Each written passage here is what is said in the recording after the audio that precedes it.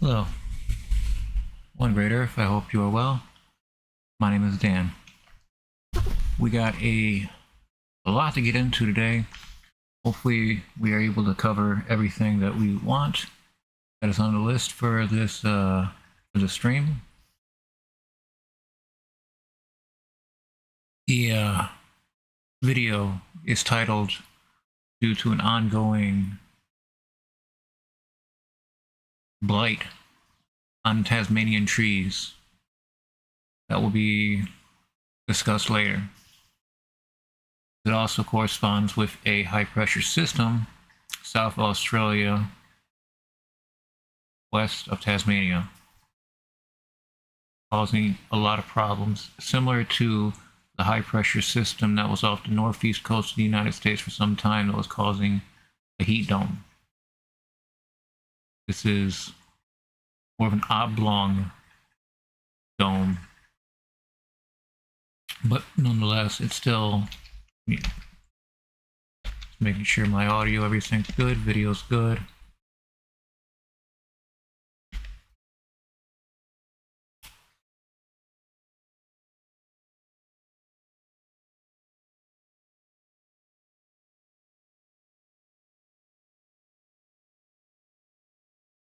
Let's see.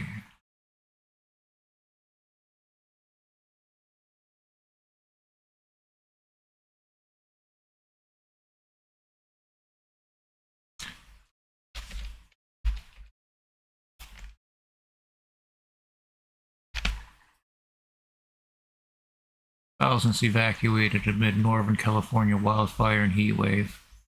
It cannot be stressed enough this is an exceptionally dangerous and lethal heat wave.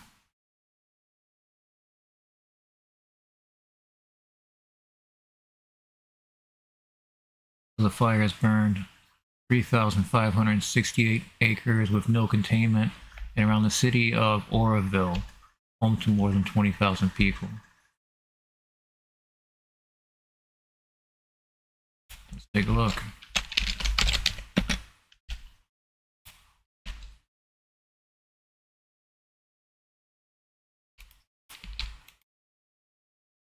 It is called the Thompson Fire.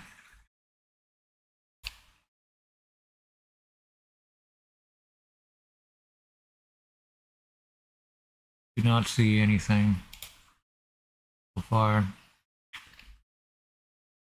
Not a tremendously large fire, it's just dangerously close to a city of 20,000 people.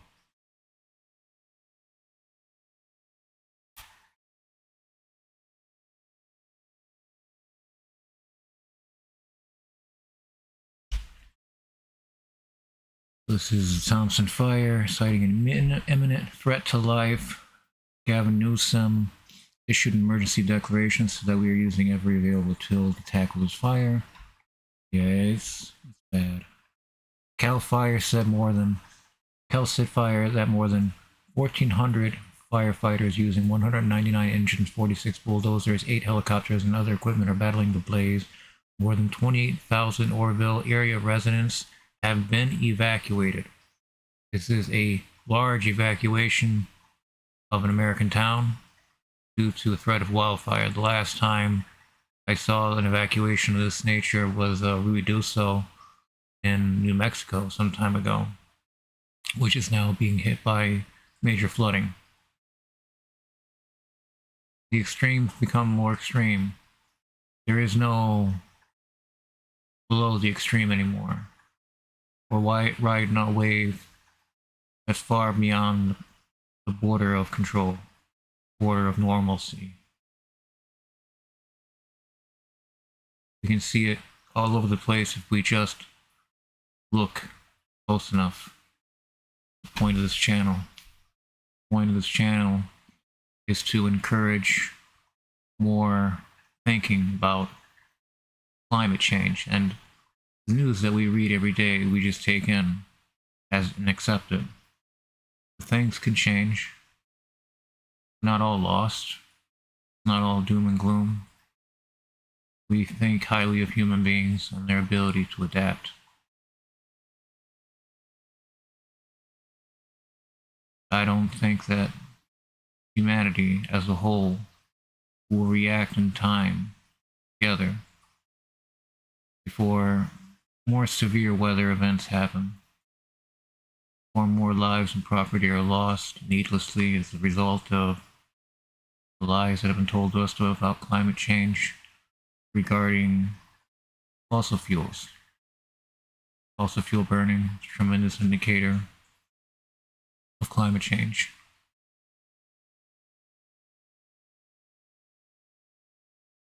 This hurricane coming through Barrow is ripping apart trees, nature, land, buildings, throwing people around. People have died. And this is the beginning of the hurricane season, and it's already reached a Category 5 on its way through the Gulf of Mexico.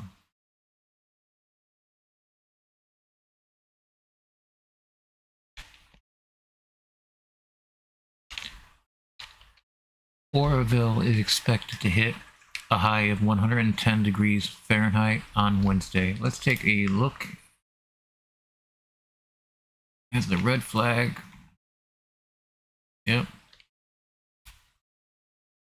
See that here? Oh, can't see that here. Central California.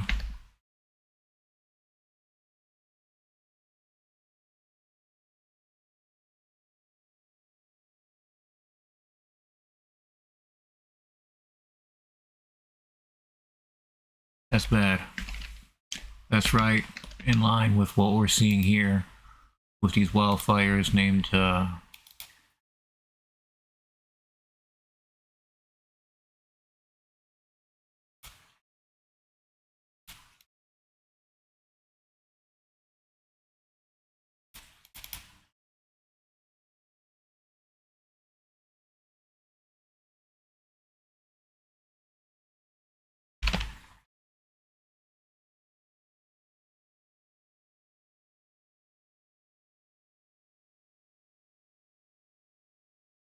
make polluters pay climate superfund bill, and what would it go to pay, and how can we trust that the money will go to the right things? We've had different projects earmarked over the years, many years, that just never seen fruition. There's no guarantee that the money will be used for good, or the fact that the operations that will result as the money flows in, the emissions would outweigh what we're saving.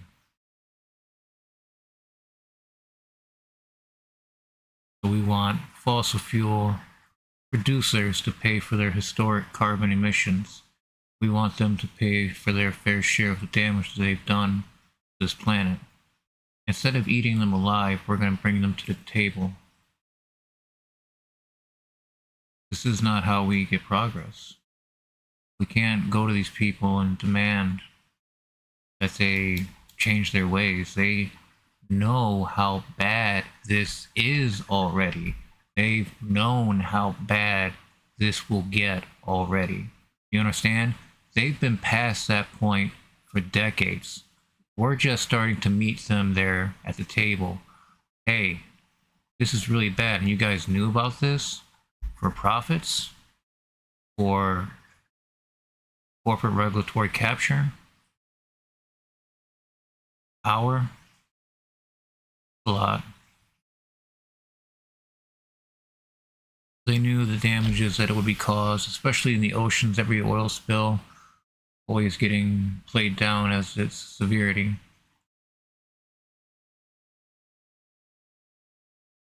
It's getting hotter. Not just one city at a time, 1 year. We're seeing the largest sectioning of heat-related illnesses around the world. Things are getting hotter, and that causes things to combust. It can cause lightning, it can cause a lot of different things. One thing is for certain is that for such a wide red flag There's so many people. Yeah, this image is of the Thompson fire here. You can see canopies, trees, all gone.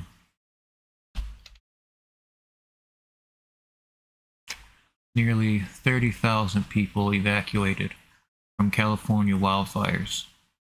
Tens of thousands of people in Northern California have been told to leave their homes as wildfires grow across the state during a heat wave.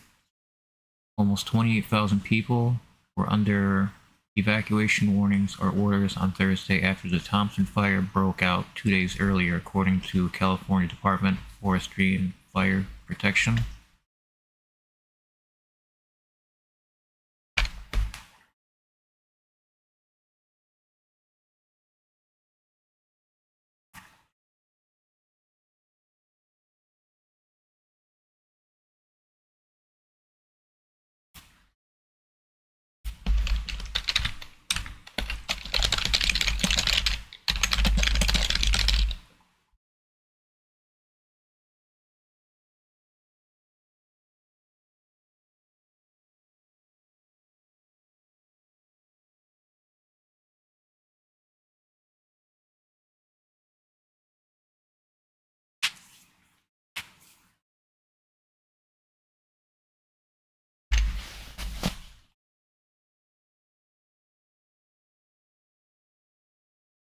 This week, the National Weather Service issued excessive heat and red flag warnings, indicating dry, hot, and windy weather across the state. The agency said dangerous temperatures posed a major to extreme risk of heat stress or illnesses.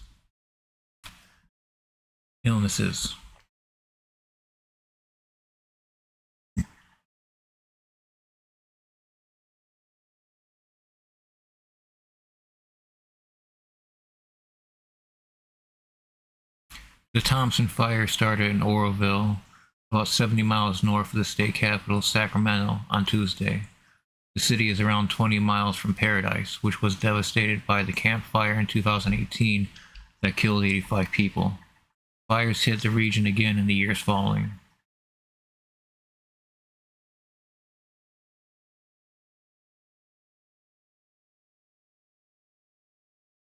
He said the fire was no longer growing amid lighter wind speeds, but the heat, which was predicted to hit 110 degrees Fahrenheit on Thursday, was the biggest factor impacting firefighters. All that gear.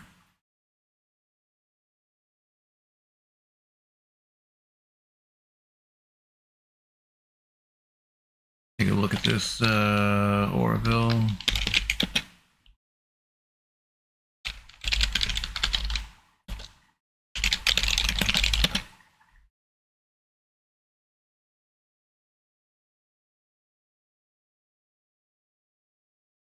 Right now, 13,000 people evacuated with flames burning in Butte County as the city of Oroville declares a local emergency.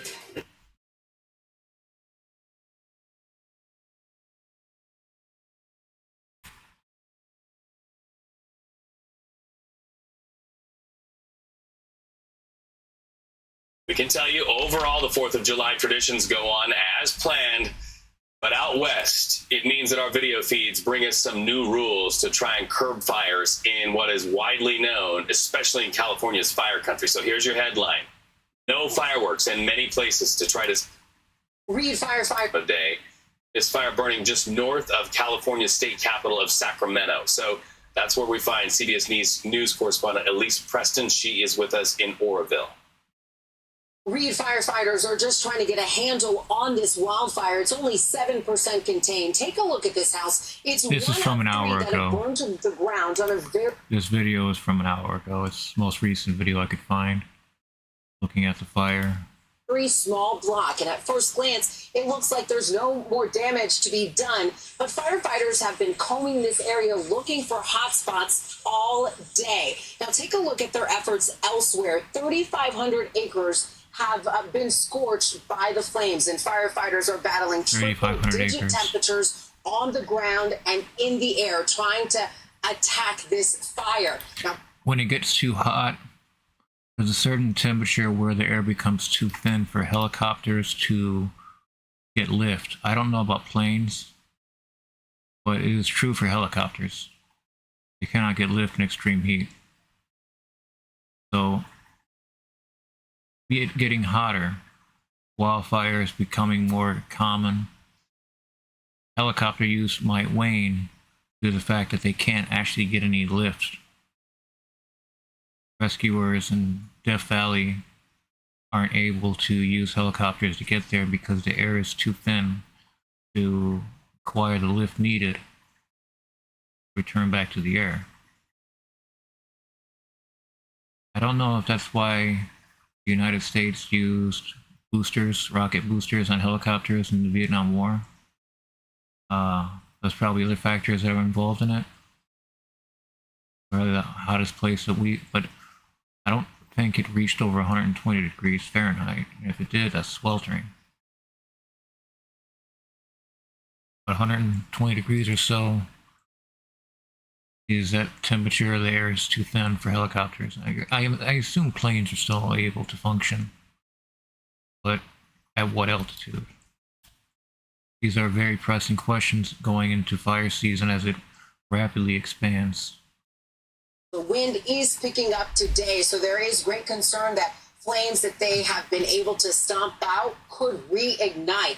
There's also great concern today because it is the 4th of July, and as you know, fireworks shows across California have been canceled, but firefighters are concerned that illegal fireworks could set off more flames and destruction as they're trying to stamp out these flames.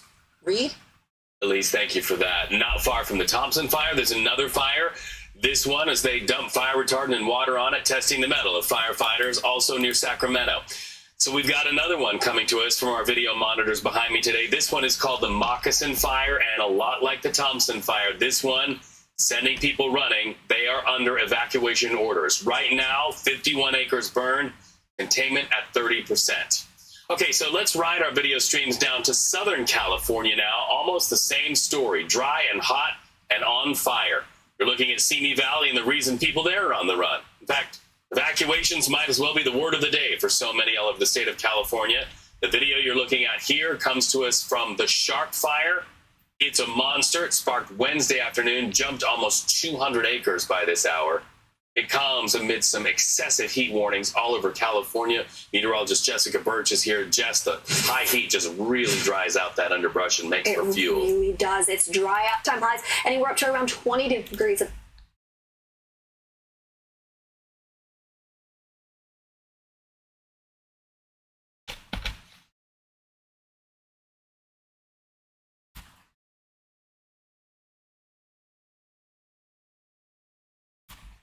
Many fires. So many fires.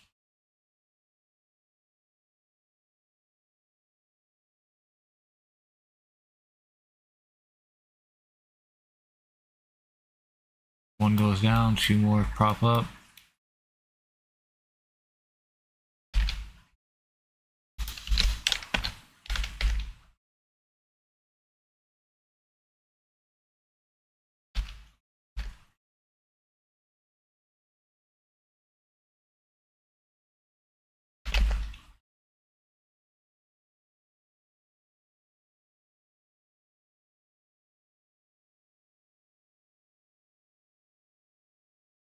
From the Free Press, $1 billion USD plan could save Michiganders $3.4 billion with new lines for renewable energy. See this?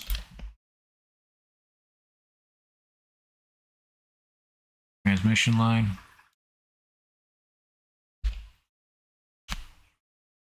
2,000-mile set of high voltage overhead electric transmission lines that, if fully built, will crisscross the Midwest, connecting sources of power, chiefly renewable energy installations, to energy demand.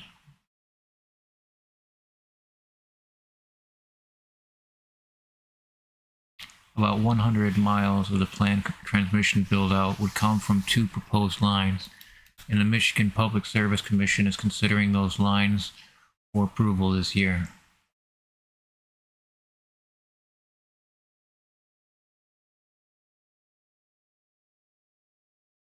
The lines would serve utility customers within the region of the Mid-Continent Independent Sister Operator, or MISO, the entity that operates the electric grid for most of central North America. MISO's grid includes the service territories in Michigan's two major electric utilities, DTE and Consumers Energy, but those utilities do not own transmission.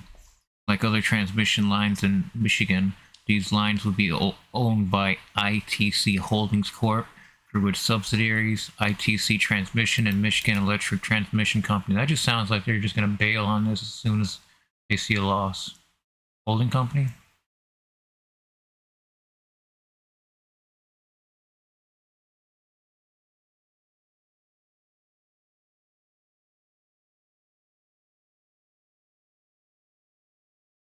Wind and solar don't burn fuel, so costs would go down with less reliance on natural gas and coal plants.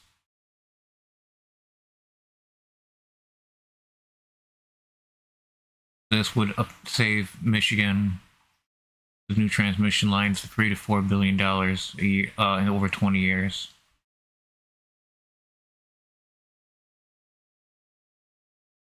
$56 gigawatts of new wind and solar capacity. That's massive.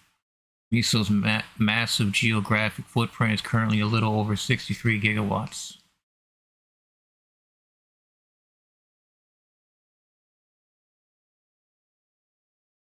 So west of Lansing, north of the existing Nelson Road substation in Gratiot County.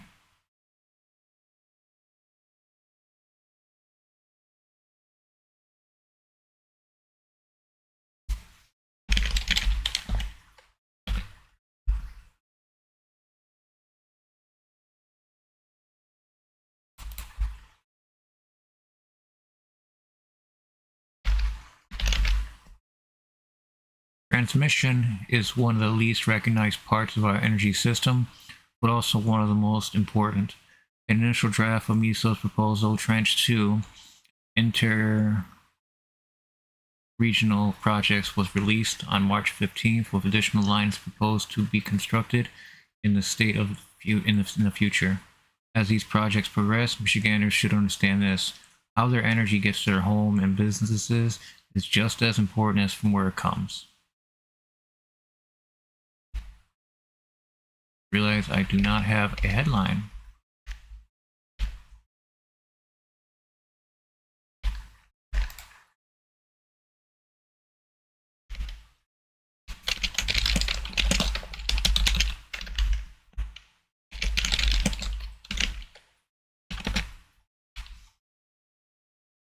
Nearly 63rd actors arrested in protest of Citibank's fossil fuel funding. June 13th, this is from a while ago. Doing protests for day 4 of the 12-week summer of heat, third actors marched towards the bank with their rocking chairs and stood before the front doors in solidarity. They got arrested.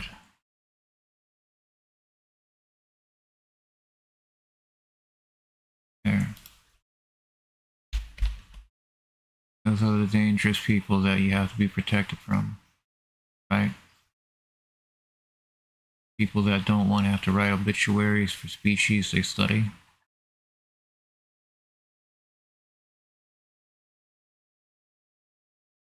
I wouldn't want to show my face if I were these cops too. Embarrassing. You know whose pocket you're in.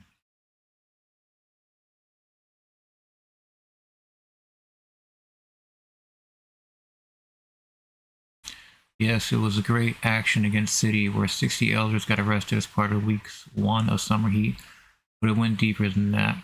People stepped up and got out of their comfort zone, learned new skills, and had a great time together. Would not think being arrested by a dozen times.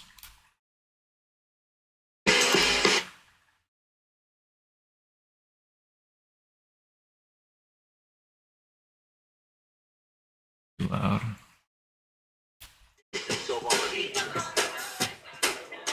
rocking chair rebellion. You will be placed under arrest and charged with disorderly conduct.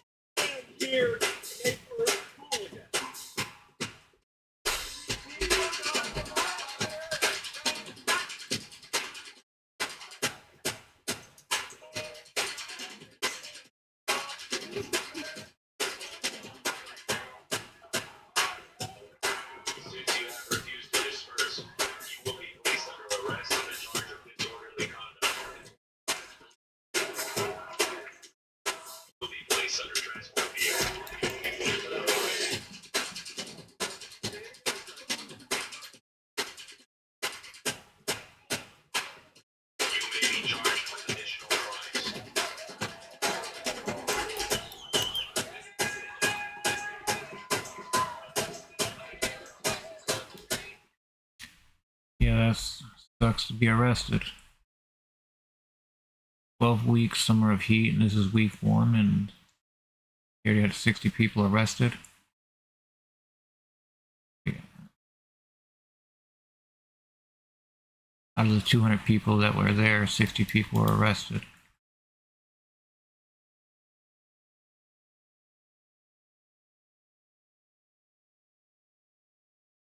Hmm.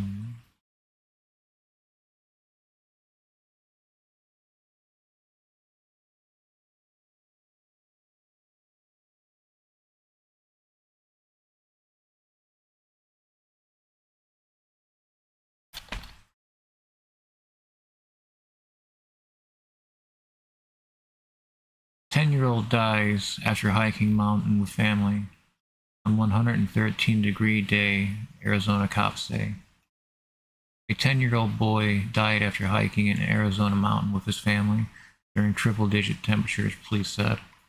Firefighters responded at about 2 p.m. July 2nd to the South Mountain Park and Preserve. The Phoenix Fire Department said in a news release they found the boy 1 mile up the trail where he was having a heat-related emergency and performed life-saving measures on him, fire officials said. A Phoenix police helicopter airlifted the child from the trail and brought him to an ambulance where he was then taken to a hospital in critical conditions, officials said. Police said he later died from heat at the hospital. The investigation is ongoing. Phoenix reached a high of 113 degrees that day, according to AccuWeather and the National Weather Service. South Mountain Park and Preserve spans more than 16,000 acres and has over 100 miles in trails. It goes into how to beat the heat, which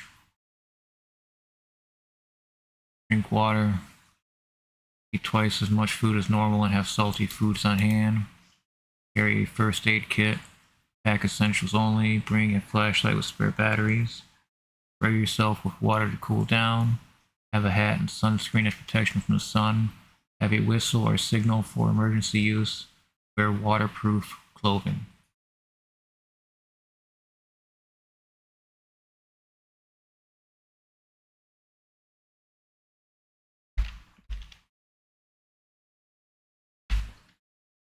From Japan, officials warn of heat stroke as heat wave grips eastern and western Japan. Intense heat gripped eastern and western Japan on Thursday, with the temperature soaring above 39 degrees Celsius. Weather officials are urging people, central Japan, urging people to take thorough precautions to prevent heat stroke. The meteorological agency says a strong high-pressure system over eastern and western Japan has been pushing up temperatures on the Pacific side. The agency says that by 2 p.m., their temperature hit a record high for Shizuoka City at 39.3 degrees Celsius. The temperature also reached 35 degrees in central Tokyo for the first time this year. In other places, the temperature all rose to 37.6 degrees. In Wakayama Prefecture's Shingu City, 36.9 degrees in Yamanashi Prefecture's Kofu City, and 36.6 degrees in Gunma Prefecture's Kyoto City.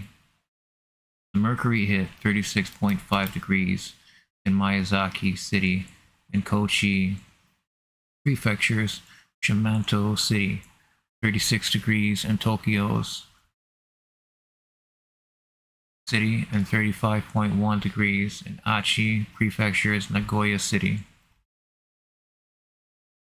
Agency officials say that when temperatures suddenly rise around this time of year, an increasing number of people, particularly the elder, are hospitalized due to possible heat stroke, and some die. The officials are calling on people to stay alert for heat stroke. They're also urging the public to check an index provided by the Environment Ministry that indicates the heat stress a person feels in direct sunlight. They say people should avoid exercising outdoors. They're also calling on people to use air conditioning and to stay hydrated.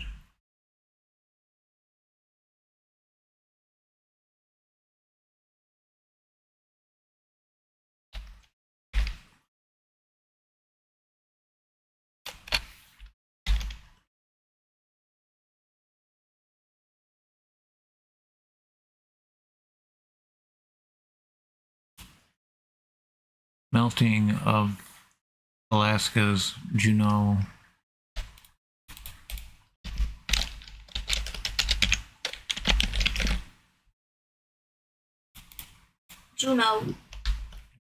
ice field accelerates, losing snow nearly 5 times faster than in the 1980s.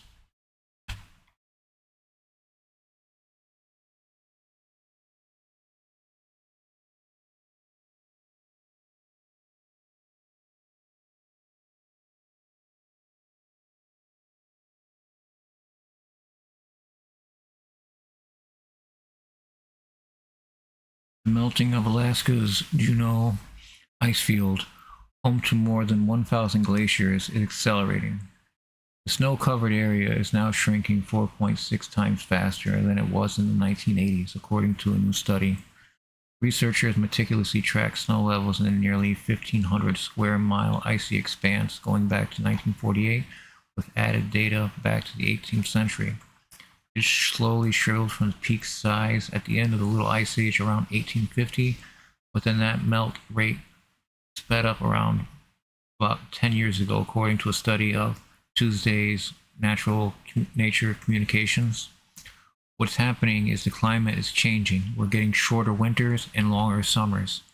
We're having more melt, longer melt season. It's melting so fast that the flow of ice into water from now averages about 50,000 gallons every second. According to a study co-author Marie Pelto, a professor of environmental science at Nichols College in Massachusetts. In fact, glacier shrinkage in Alaska from the year, Alaska just hit planning level 5. Getting real. In fact, glacier shrinkage in Alaska from the year 2000 to the year 2020, we're losing more ice in Alaska than anywhere else, Davies said.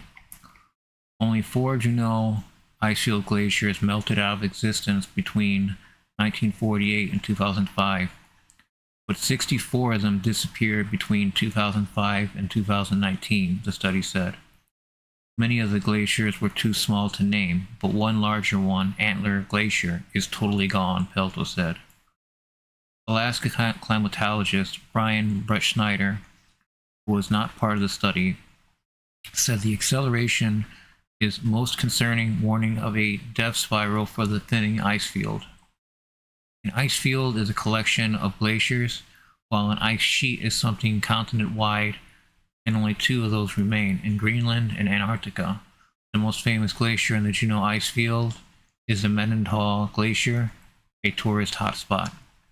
The Arctic is warming about 4 times faster than the rest of the globe, with Alaska warming 2.6 degrees Fahrenheit, or Celsius, Fahrenheit 1.5 degrees Celsius, since 1980, according to federal weather data. When you go to the changes from year to year are so dramatic that it just hits you over the head. Pelto first went to Juneau ice field in 1981 to try to make the U.S. ski team, and has continued to study it since giving up competitive skiing for research. In 1981, it wasn't too hard to get on and off the glaciers. You just hike up and you could just ski to the bottom or hike right up to the end of the glaciers, Pelto said. But now they've got lakes on the edges from melted snow and crevices opening up that make it difficult to ski. It's also now like a staircase of bare rocks there, Pelto said. White snow and ice reflect the sun's heat. The dark rocks absorb it, making the ground warmer, melting more snow in a feedback effect that amplifies and accelerates the warming triggered melt, the study said. Key is the snow elevation line. Below the snow line, snow can disappear in the summer, but there's snow cover year-round above. That snow line keeps moving upward, Pelto said. The shape of Juneau's ice field, which is rather flat, makes it vulnerable to particular tipping points. Because as the snow line moves up, large areas are suddenly more prone to melt. The tipping point is when that snow line goes above your entire ice field, ice sheet, ice glacier, whichever one, Pelto said. And so for the Juneau ice field, 2018, 2018 showed that you are not that far away from the tipping point. Even if all the snow in the Juneau ice field would melt, and that's a long way away, it would not add much to the global sea levels, Pelto said. But it is a big tourist destination and cultural hotspot, Davies said. It is worrisome because in the future the Arctic is going to be transformed beyond contemporary recognition, said Julian Strove, the University of Manitoba ice scientist who wasn't part of the study. It's just another sign of a large transformation in the ice components, permafrost, sea ice, and land ice, that communities depend on. Davies said the team was able to get such a long-term picture of the ice fields melting from satellite images, airplane overflights, pictures stored away in drums in a warehouse, and historical local measurements, stitching them all together like a giant jigsaw puzzle, with most of the pieces being nearly all white. 5 different outside experts said the research made sense and fits with other observations. Michael Zamp, head of the World Glacier Monitoring Service, said it shows that we need urgent and tangible actions to save at least some of the remaining ice. We're 40 years from when I first saw the glacier, and so 40 years from now, what is it going to look like? Pelto said. I do think by then the Juneau ice field will be past the tipping point.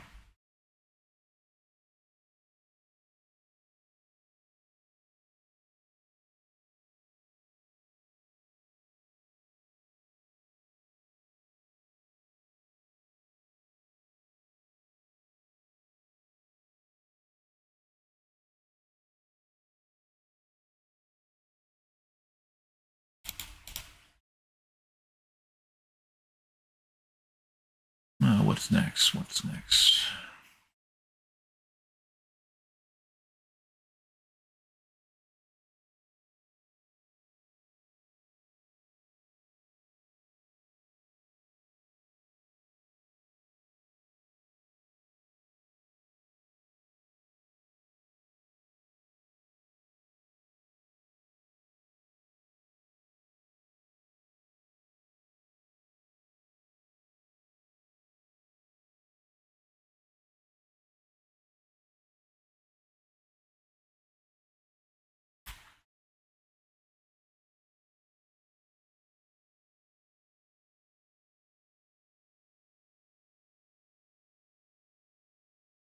This coming in from Colorado.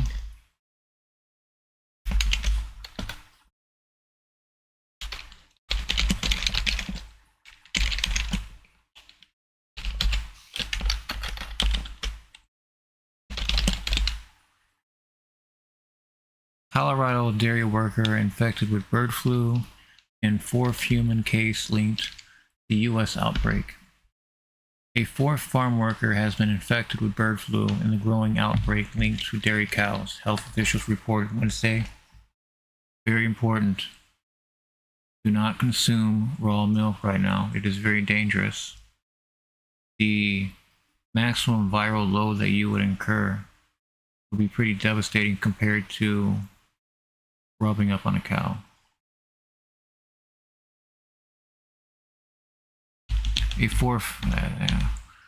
The worker had direct contact with infected dairy cows on a northeast Colorado farm, state and federal officials said.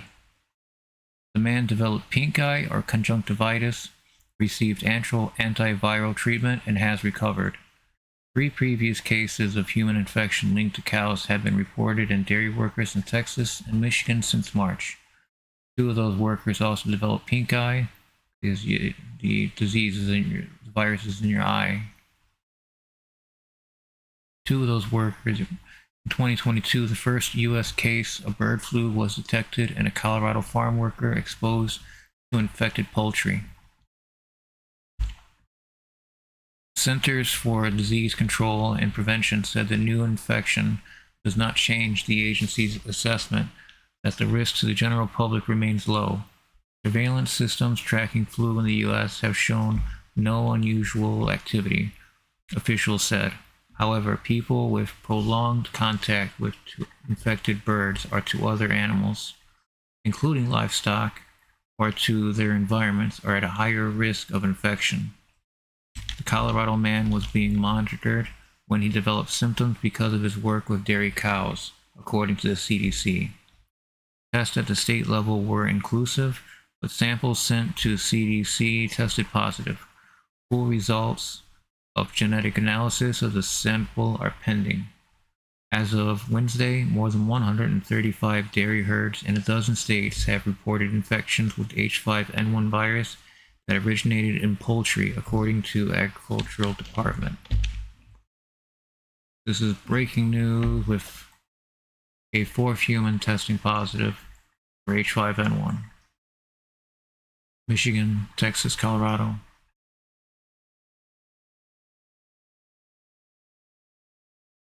It is only a matter of time.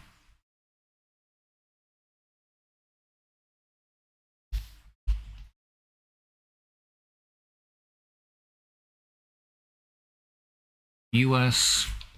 is flying blind with bird flu, repeating mistakes of COVID, health experts say. From June 24th by Amy Maxim, this is NPR. It's been nearly 3 months since the U.S. government announced an outbreak of the bird flu virus on dairy farms. The World Health Organization considers the virus a public health concern because of its potential to cause a pandemic. Yet the U.S. has tested only about 45 people across the country. We're flying blind. So few test runs, she said. It's impossible to know, said Jennifer Nuzzo, director of the Pandemic Center at the Brown University School of Public Health. With so few tests run, she said, it's impossible to know how many farm workers have been infected or how serious the disease is. A lack of testing means the country might not notice if the virus begins to spread between people, the gateway to another pandemic. We'd like to be doing more testing, there's no doubt about that. CDC's bird flu test is the only one in the FDA the Food and Drug Administration has authorized for use right now. Shah said the agency has distributed those tests to about 100 public health labs in states. We got roughly 1 million available, he said, and expect 1.2 million more in the next 2 months.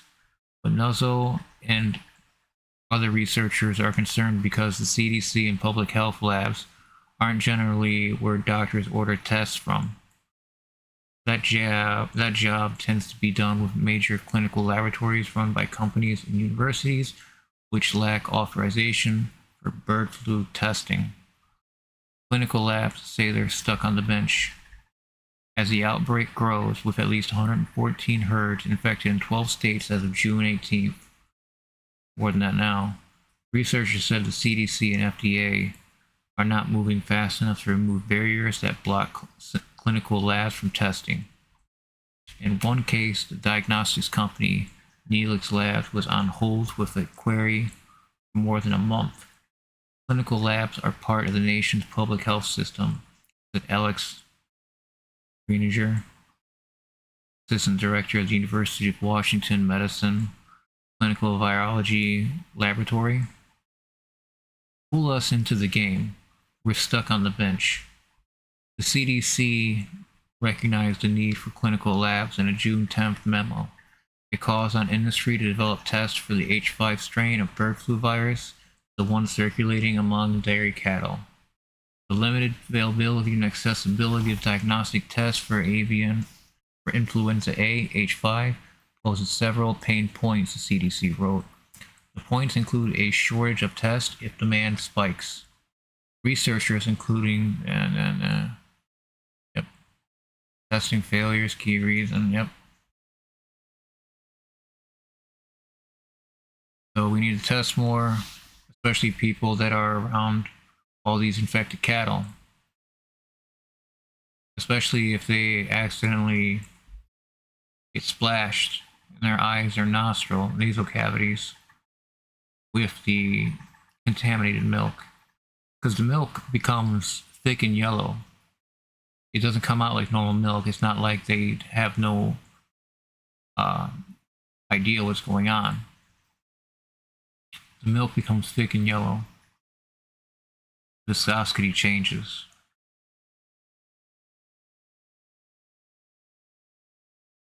And the cows get sick, fever, conjunctivitis.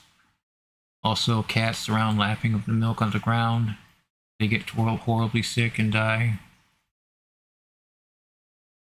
Because raw milk, right now, raw bovine milk is very dangerous.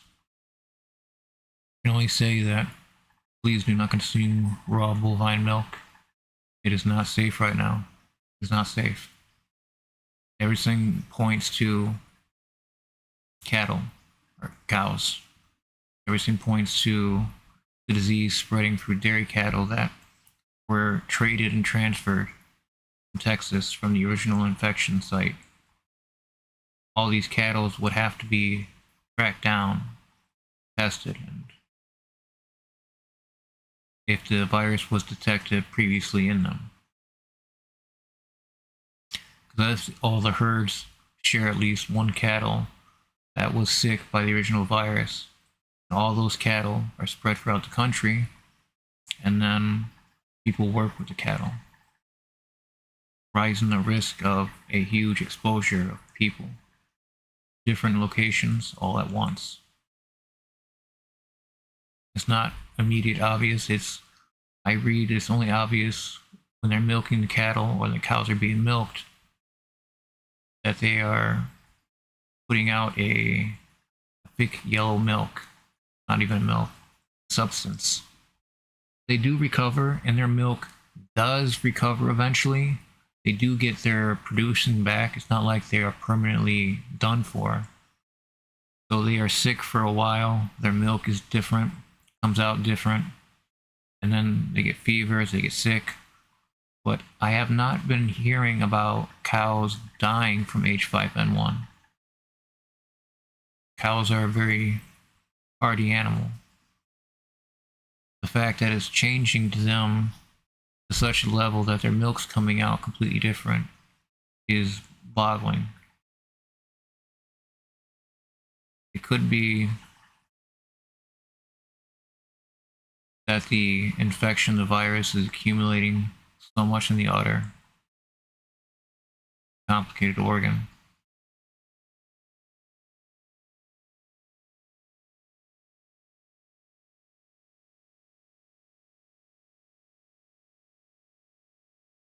Ample testing is critical for two reasons. First, people need to know if they're infected so they can quickly be treated. As I said, over the past 2 decades, roughly half of about 900 people around the globe known to have gotten bird flu died from it. Although the 3 farm workers diagnosed with the disease this year in the United States had only mild symptoms like a runny nose and inflamed eyes, others may not be so lucky. The flu treatment Tamiflu works only when given soon after symptoms start. The CDC and local health departments have tried to boost bird flu testing among farm workers, asking them to be tested if they feel sick. Farm worker advocates list several reasons why their outreach efforts are failing. The outreach might not be in languages the farm workers speak, for example, or address such concerns as the loss of employment. If people who live and work around farms simply see a doctor when their child fall ill, those cases could be missed if the doctor sends samples to their usual clinical laboratories. The CDC has asked doctors to send samples from people with flu symptoms who have exposure to livestock or poultry to public health labs. If you work on a farm with an outbreak and you're worried about your welfare, you can get tested.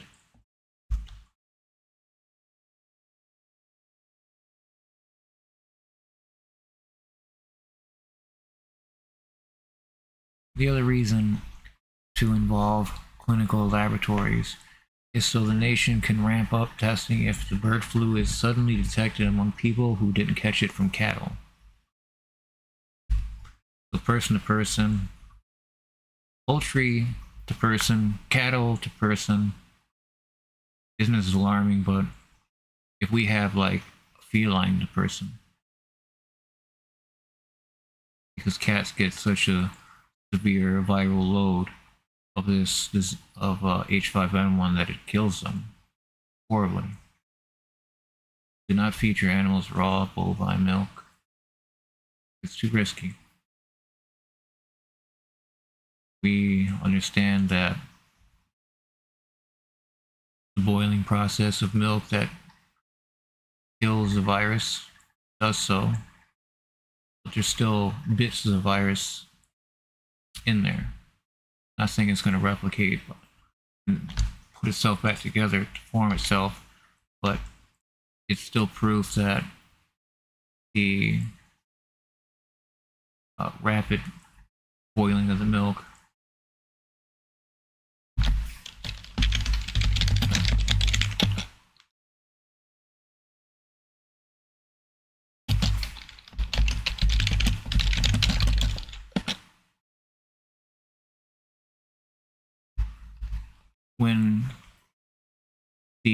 when you're drinking milk that isn't pasteurized, is a huge boiling of the liquid that kills the virus inside it. It still like breaks it up. It doesn't just die. The virus isn't a thing that dies. It gets broken apart, shattered.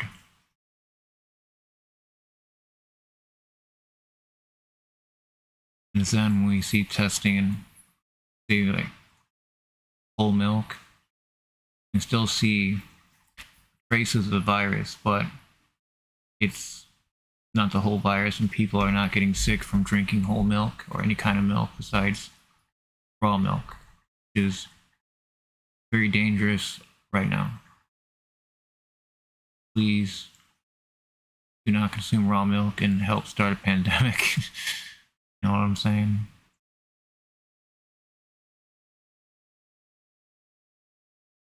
So might blow over after the cattle. You see, we're not calling cattle. We're letting the cattle have their course. There's virus to go through the course of but when it comes to chicken, poultry, you know, in numbers of the millions they're culled. Why are we calling birds so immediately? But cattle, nah. Is it the cost of the animal? Is it just much more valuable for cattle that, or just see if they get better instead of trying to worry about where you're gonna store tens of thousands of dead cattle?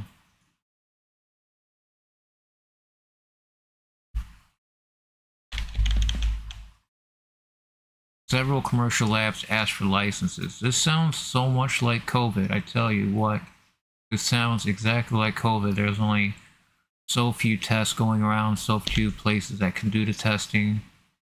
People are asking for more testing. It's People that got sick of this before in COVID, you're going to prepare yourself to see this happen all over again because we're unprepared for another pandemic that's literally making its rounds in people that are being tested.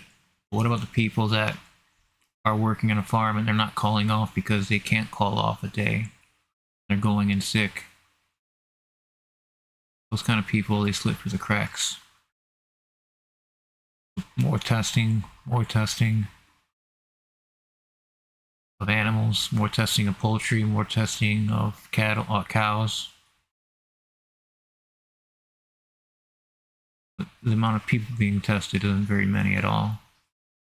Especially those people that should be tested that are in immediate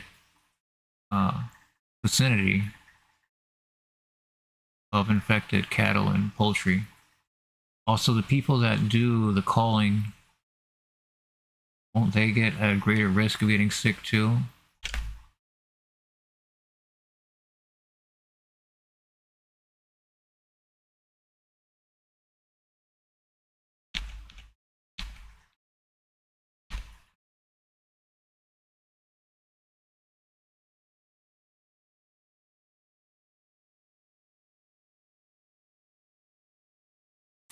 Yeah, this goes into a lot of CDC and its failures before of COVID and testing, because it's happening so quickly and we have so much going on. But this gets through the cracks, and eventually people get infected at alarming rates. We down to avoid, because people want to doubt COVID, and they also doubting influenza, and they can make them believe anything.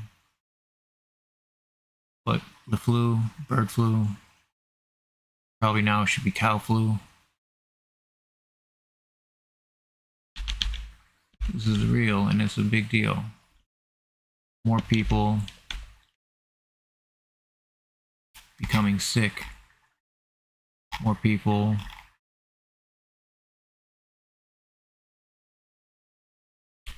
that need to be tested as soon as possible to better understand the spread of the disease, spread of this strain of influenza, the H5N1. Millions of birds have been culled, but tens of thousands of cows are sick. And you're not going to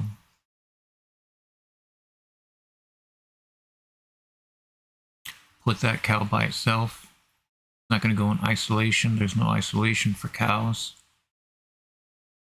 So the risk of the cow spreading it to other cattle, other cows, is great. This is why you see so many the cows get moved around, they get traded and shipped around, and then eventually they make other cows sick. It's only a matter of time before this gets out of hand again, and once again we're having to worry about testing people, have to worry about shutting things down because it's unsafe. And I mean like places that deal with raw milk. Not like every place. But if cows gotta let it run its course. Stop moving cows around, stop trading cows. Because the cows, it seems like, are the ones that need to be tested now. How many dairy farms are testing positive for H5N1 is alarming, very alarming. And it's only a matter of time before we start seeing more people, as we are now. This is the 4th positive H5N1 test that has been test positive for H5N1. This is really going to catch us off guard, I'm afraid, just like COVID did. For different reasons. Because it's influenza, it's bird flu. It's happening quickly. So eventually, in due time, we'll see how much more, how many more people are infected, more testing. Because you can just have a runny nose and you can be, you could test positive for H5N1. And they have the viral makeup as signature. They would be able to vet the infection that you have to that of the cows that have been infected so far. So it's not like they just see the virus and go like, okay, this virus is this the same. They can look back at other strains, at other viral loads that have been tested, and go, okay, this person has a 98% similarity between H5N1 and cattle tested in Texas. These are things that need to happen, but they aren't happening. And it's going to catch us off guard when we're finally do testing on a mass scale, and we're going to see that this stuff is everywhere. It is everywhere. It is not just poultry, it's not just cows, it's cats, it's dogs, it's everything. It's birds, polar bears, sea lions, elephant seals, emperor penguins. You know, it's everything. If everything else besides human beings are infected with this virus, it's only a matter of time before that crosses over the threshold to man. Because we share a common similarity to everything that's getting sick, is that we're around it. We interact with it. People at zoos interact with the animals that get sick. You can just see how fast and how quickly this can change things. Suddenly we're dealing with another pandemic as a result of a failure to test. And I don't mean that as to have people line up in drive-thrus. No, not yet. That's not. No, hopefully not. But what we're looking at is a response, a proper response to a health crisis, one that we've been monitoring for some time now,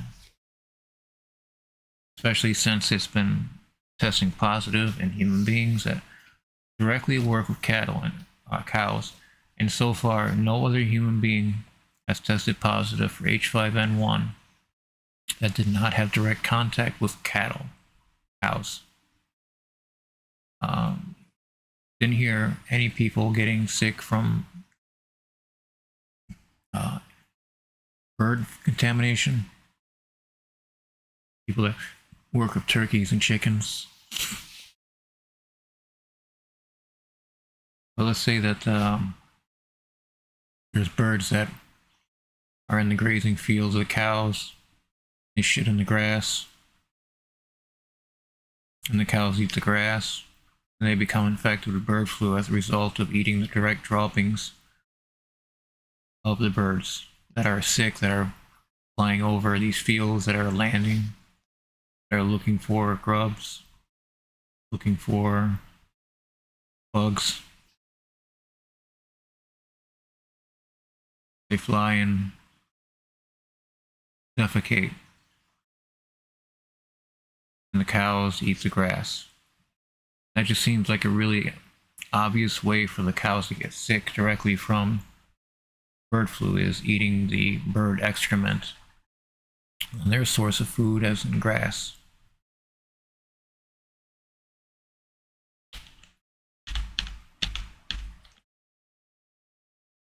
We're in trouble. Again, it's starting to seem like the same. We have people dying from heat stroke and in ways like COVID, like just seeing hundreds of people dropping dead in a foreign country. But that's over there. That's not going to happen here, right? Wrong. It's already happening here. People, children, adults are succumbing to heat-related illnesses, heat stroke. It is tragic. It is how much has been said, okay, climate change is real. It is happening now. And we're already seeing extremes one after another. Examples of wildfires, hurricanes, storms that aren't even named storms that cause damage like a hurricane. Massive wildfires that just keep getting larger, that just keep the new normal of wildfires that are burning in the tens of thousands of acres. Seeing red flag warnings that cover entire states, multi-states. These are not normal circumstances, but they're becoming the new normal. I'm afraid with this strain of influenza that's been detected in so many birds and cows, just it should be everywhere. I'm afraid like the reason they're not testing is because they know it's probably everywhere. They're just hoping that it just goes away, and it's not going to go away. You're just making it worse. This needs to happen. Testing needs to happen on a greater response. There needs to be a federal response to H5N1 as a result of a fourth person being testing positive for the virus. If it's the same virus that are in cows, sorry, I keep doing that.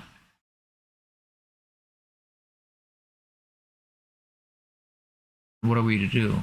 Just stop milking cows, stop handling the cows in the way that we have to have PPE, people, mask, people, goggles, gloves to be able to handle the cattle, handle the cows.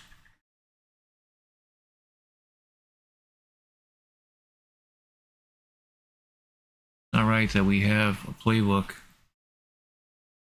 of what to do H5N1. And it's being tested. It's testing positive in cows all over the country in over 120 dairy farms. And this is the fourth human to test positive for H5N1. This can only get worse as testing would show that it already is worse.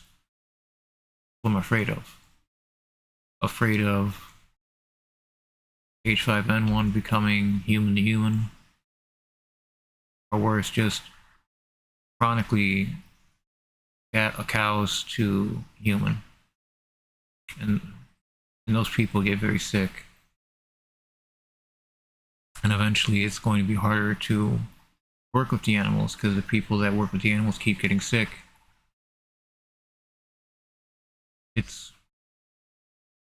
I want to say it's a slippery slope, but if you don't have the testing to back up numbers or to actually expose the numbers, because this would be exposing the numbers. If they want to quiet it down and make sure that it's not a big deal, it's not going to be any better than COVID. Response for COVID was terrible, and more people died needlessly. This could be the case because with the federal government occupied with different things and the CDC not really giving this too much thought. Because this could be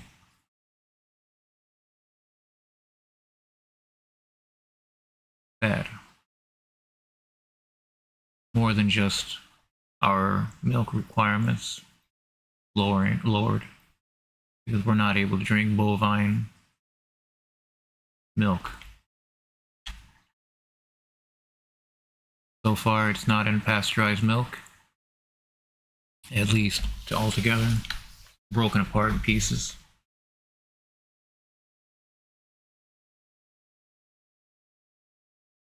Makes me worried, because I know a lot of people that went through pandemic and it changed them. Changed me completely out of left field. You don't expect it. So you're different, and as a result of it, you're different. Changes you, changes you. Made you more aware of your surroundings, the people around you.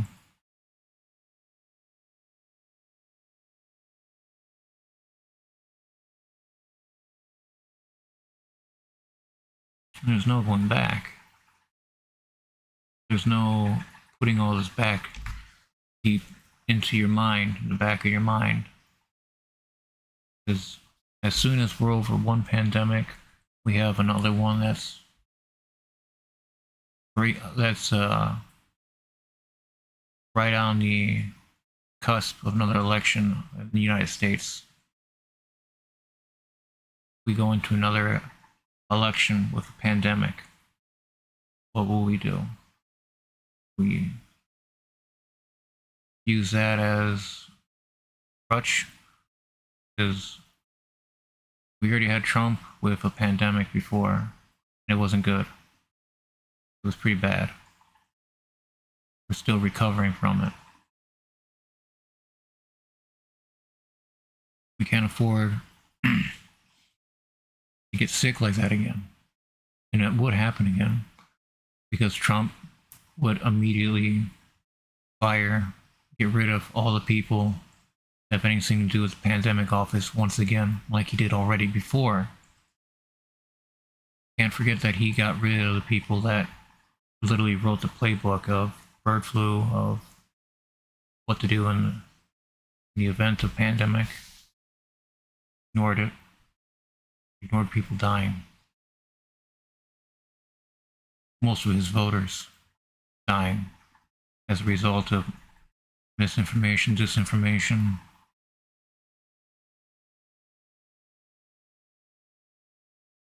Truth is that we should all be worried, because milk is such, dairy is such a huge, huge, huge supplement in everybody's life in some way.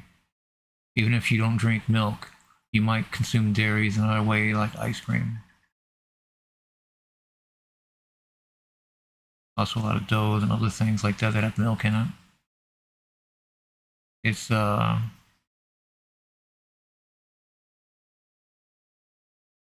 something that I hope that we don't have to go through again. That we don't have to have students stay home from school for weeks at a time as a result of an outbreak of the disease. The children are especially affected. Especially younger children are 5. You want to avoid people getting sick first before it gets worse.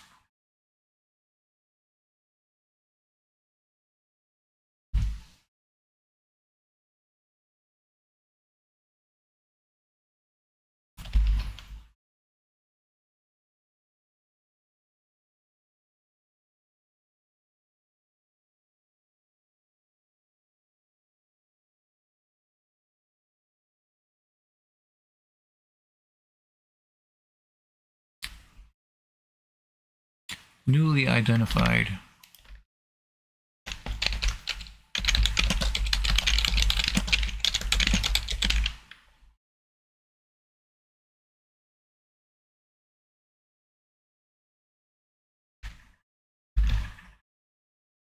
Small increase in temperature of intruding water could lead to very big increase in loss of ice, scientists say.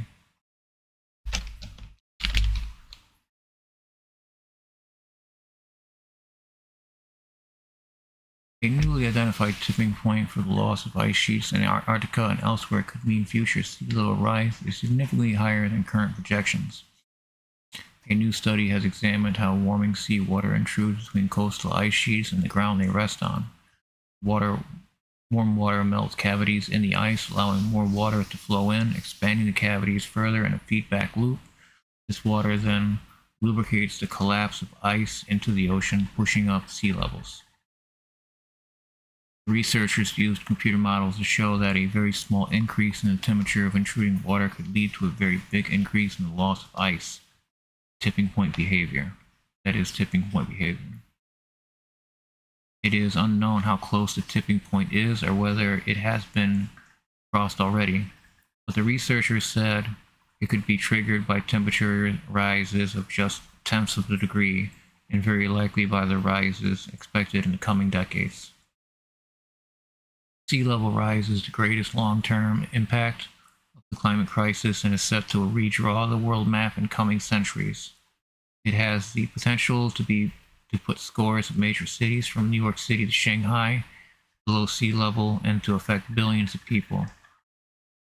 The study addresses a key question of why current models underestimate the sea level seen in earlier periods between ice ages. Scientists think some ice sheet melting processes must not yet be included in the models. Seawater intrusion could basically be the missing piece. We don't really have many other good ideas, and there's a lot of evidence that when you do include it, the amount of sea level rise the models predict could be much, much higher.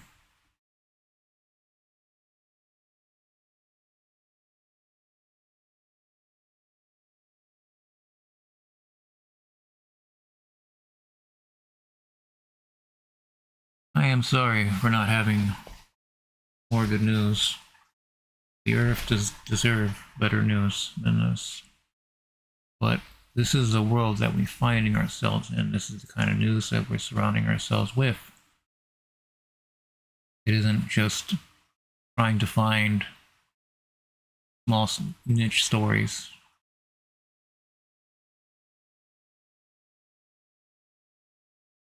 But it's trying to create an understanding. Climate change, climate shock, climate safety, climate shift. It's a lot of philosophies regarding climate change that we have to take into account. The philosophy that the world that we know that we're leaving our children is not the world that we grew up in. And I think that's probably the least fair.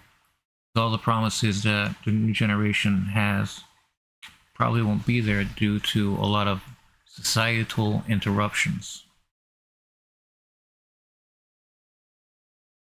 Flooding could be one of those. Could be something that previous generations never had to deal with before, and this generation now. It's not a question of coastal property going down in value.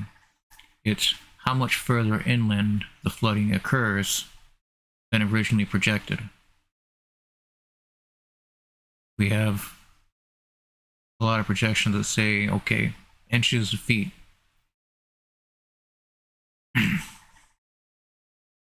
With the northeast of the United States, water, and the Gulf of Mexico experiencing bleaching alert warnings. We don't know what exactly the summer is going to be in store for our coral reef population, especially that found in the Gulf of Mexico.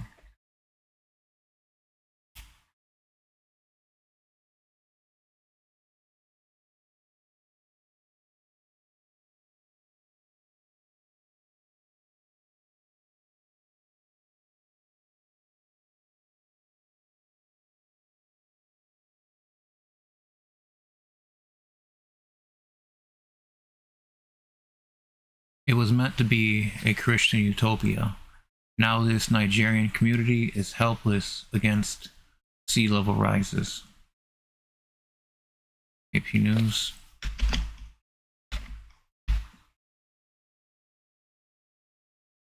Toro, Nigeria. The coastal Nigerian community of Toro was founded decades ago and nicknamed Happy City, meant to be a Christian utopia that would be sinless and classless. But now, its remaining residents can do little against the rising sea. Buildings have sunk into the Atlantic Ocean, an increasingly common image along the vulnerable West African coast. Old timbers poke through the waves like rotten teeth. Shattered foundations line the shore. Waves break against abandoned electrical poles. For years, low-lying nations have warned the world about the existential threat of rising seas. Nigeria, Africa's most populous country, struggles to respond.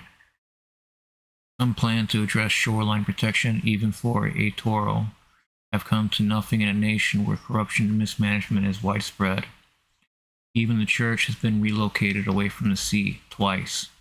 The present location is now also threatened, with the sea just 30 meters away. Thousands of people have left. Of those who remain, Stephanie Tunlease can now only gaze from a distance at the remnants of his clothing shop.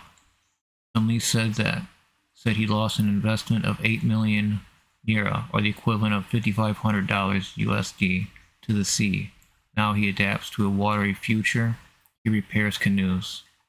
I will stay in Ayertero because this is my father's land. This is heritage land, he said.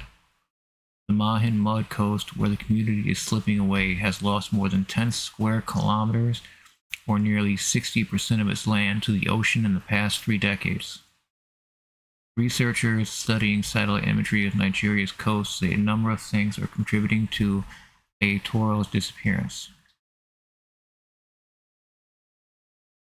Underwater oil drilling is one reason, according to marine geologist Olusegun Dada, a professor at the Federal University of Technology in Akure, who has studied years of satellite imagery. As resources are extracted, the ground can sink because you have oil as plate tectonic lubricant.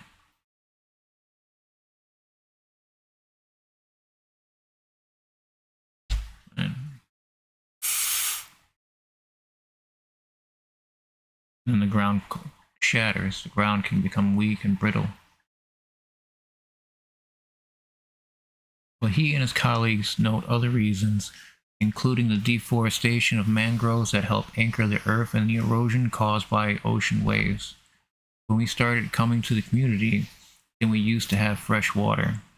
Transformation is enormously costly in Nigeria. The World Bank in a 2020 report estimated the cost of coastal degradation in 3 other coastal Nigerian states.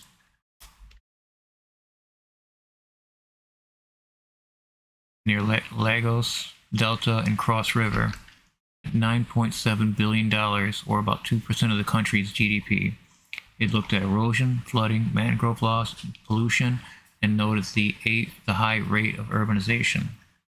And yet dramatic images of coastal communities slipping away only capture Nigeria's attention from time to time, as when the annual flooding occurs, another effect of climate change.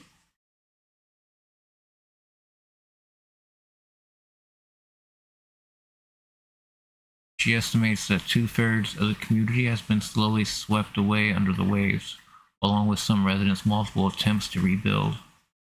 This is the 3rd house we are living in, and there are some living in the 4th house now, and we do not have enough space for ourselves again. 4 or 5 people living in a small room, you can just imagine how painful it is.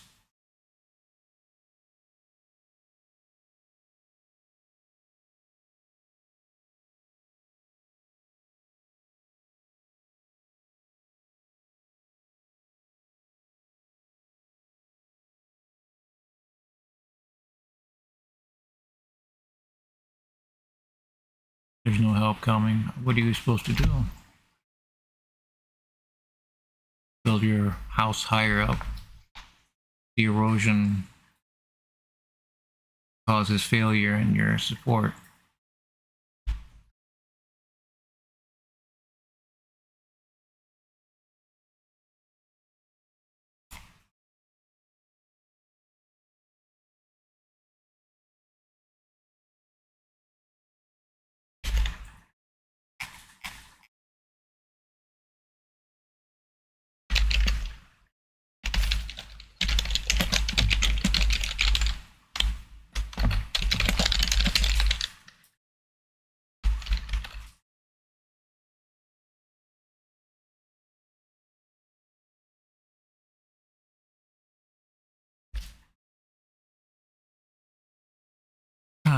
So this is called Ayertero. Nigeria. Happy city. People are suffering, struggling, and combating climate change. It is without fault of human beings that this is happening. The burning of fossil fuels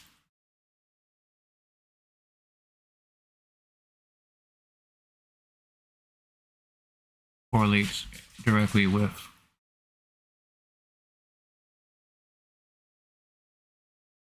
heat. I got distracted. Say we have a heat dome over the northeast United States, south of Australia. We expect these areas to retain a lot of heat and build up a lot of heat. So south of Australia, west of Tasmania.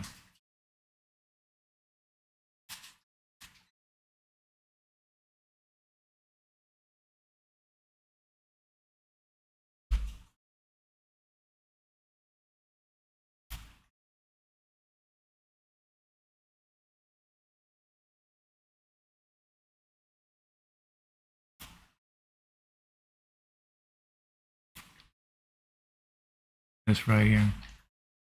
That's what's causing all the trouble.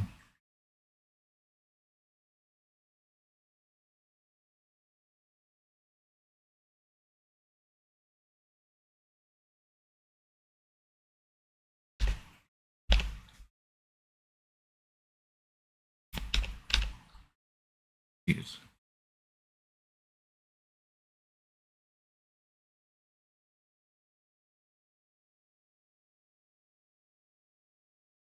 It is a huge system.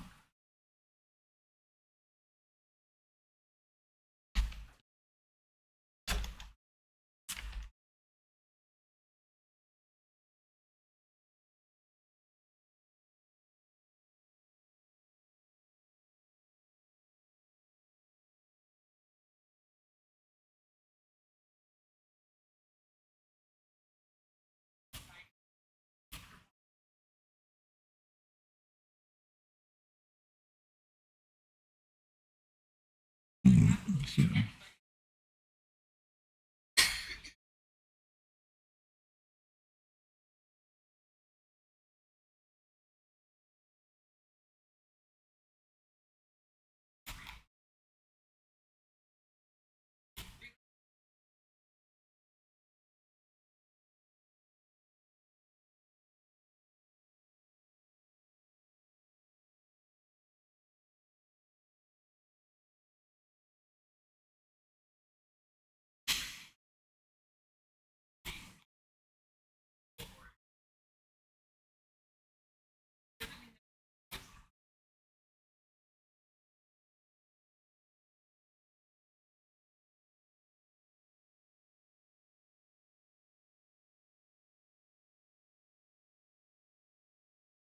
Ridiculous. How long is this gonna last? Sunday, Saturday is getting pushed and pushed by a low pressure system.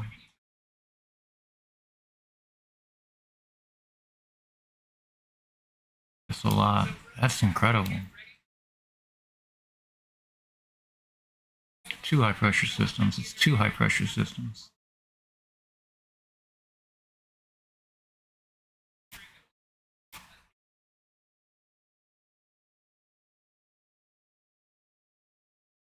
Like, burp, burp.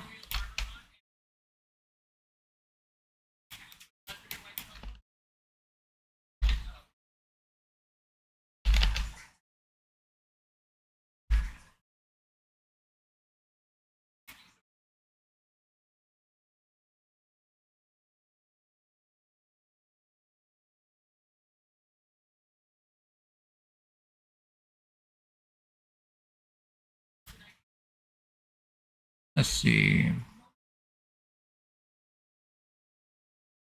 Coral reefs are vital lines of defense. No.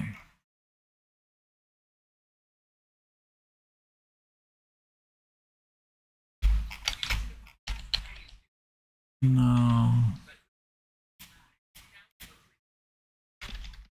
Let's see.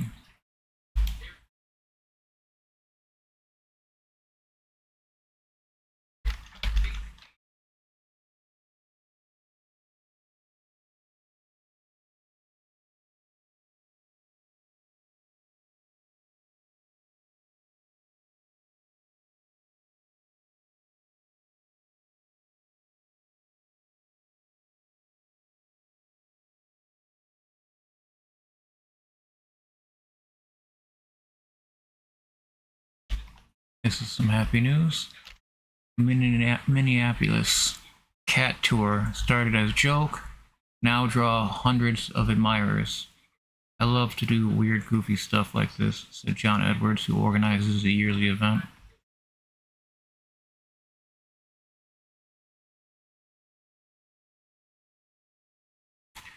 Cat tour. Listen to it. This news story was written by Sydney Page. Minneapolis cat tour started as joke, now draws hundreds of admirers. I love to do weird, goofy stuff like this, said John Edwards, who organizes the yearly event. The cat tour started small.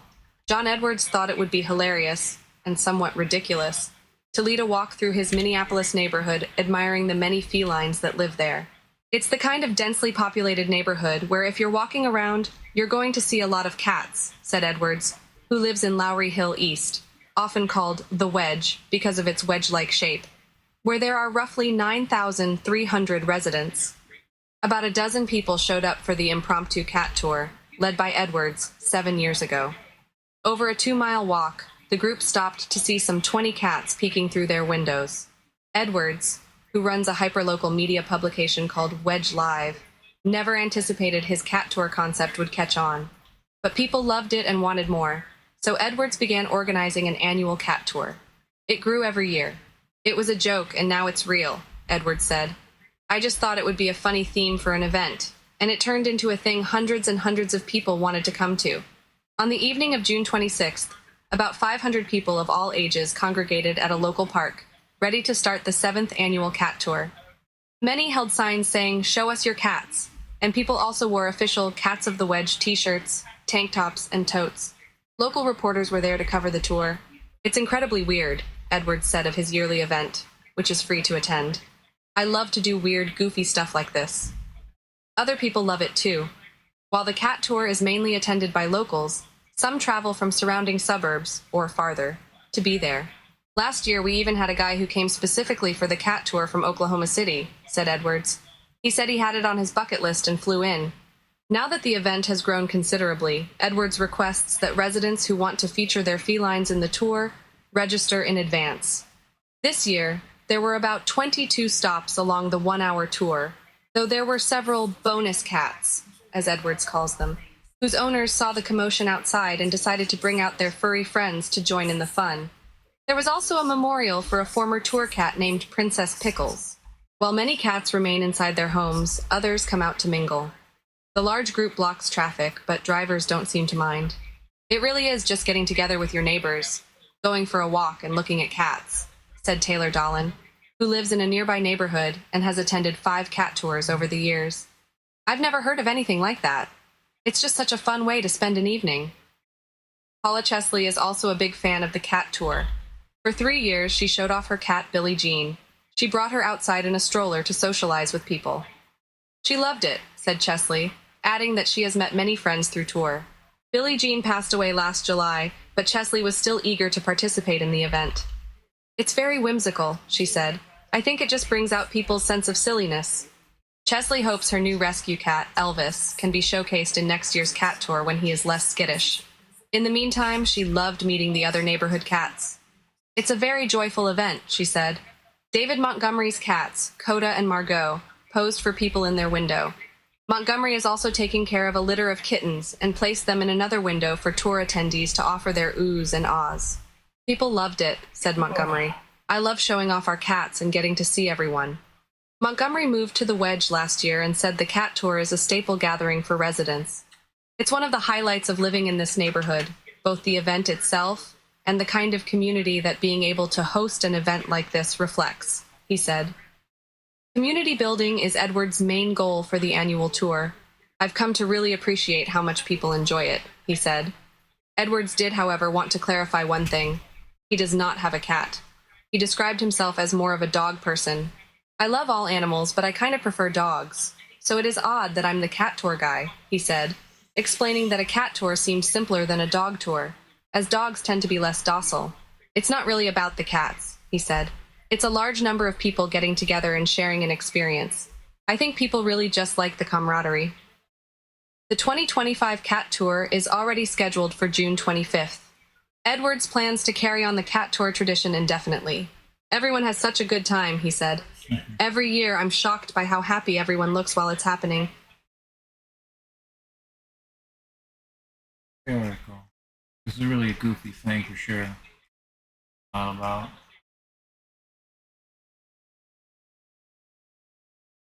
I was trying to show off my cat. Get out of the plane.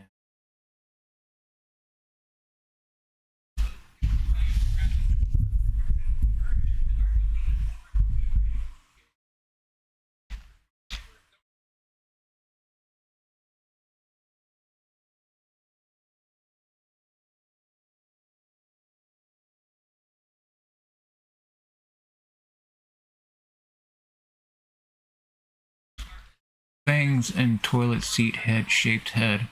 Giant salamander-like fossil found in Namibia. About 2.5 meters long, like 8 feet. Creature was an apex predator 280 million years ago, before age of dinosaurs, says scientists. A giant 280 million year old salamander-like creature that was an apex predator before the age of dinosaurs has been discovered by fossil hunters in Namibia.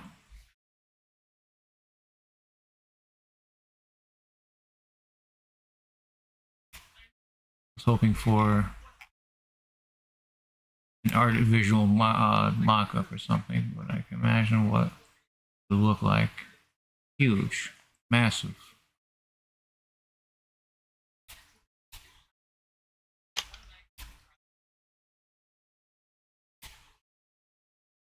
Oh well.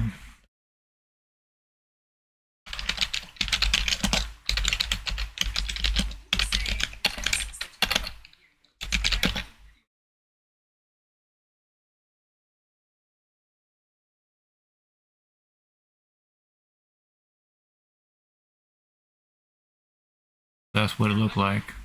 Artist rendition. I knew there had to be no. Look at those teeth. An apex predator. Look at that tail. Terrifying. Like,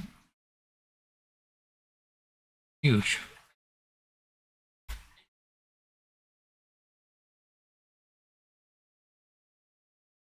A big flat toilet seat shaped head, huge fangs and giant teeth.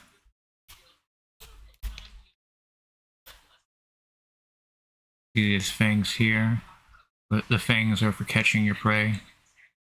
Very toothy monster this was.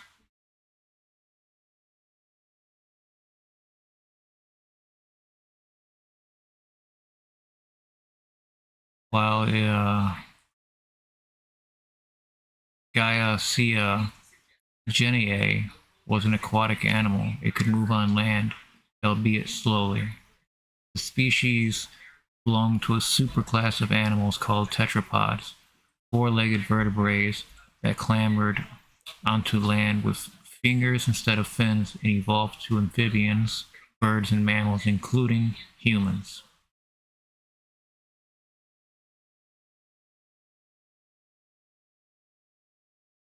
The discovery of Gaiacea was a big victory for paleontologists who continue to piece together how the world was evolving during the Permian period. The fact that we found Gaiacea in the far south tells us that there was a flourishing ecosystem that could support these very large predators. The more we look, we might find even more answers about these major animal groups that we care about, like the ancestors of mammals and modern reptiles.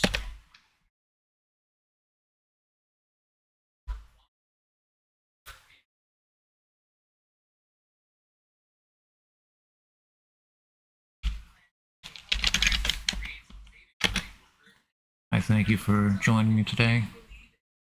I do have a Patreon I would like to plug and get this out of the way. After my YouTube channel, this one was demonetized for shocking content and circumventing systems, an indefinite suspension of my ads account that won't allow me to take advantage of the ads being shown before. Because I think if my ads account is banned, I shouldn't have ads before my videos. That's just my opinion.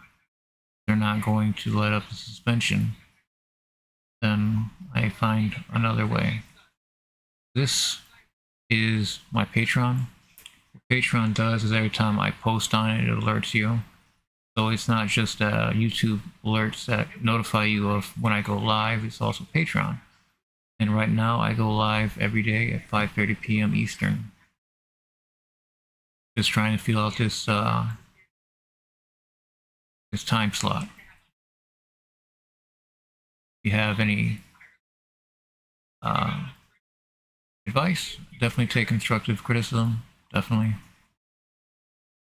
Just hit me up on Patreon, go over on Patreon and click membership, and there is a free version, free tier of the Patreon that I would very much so appreciate you to click.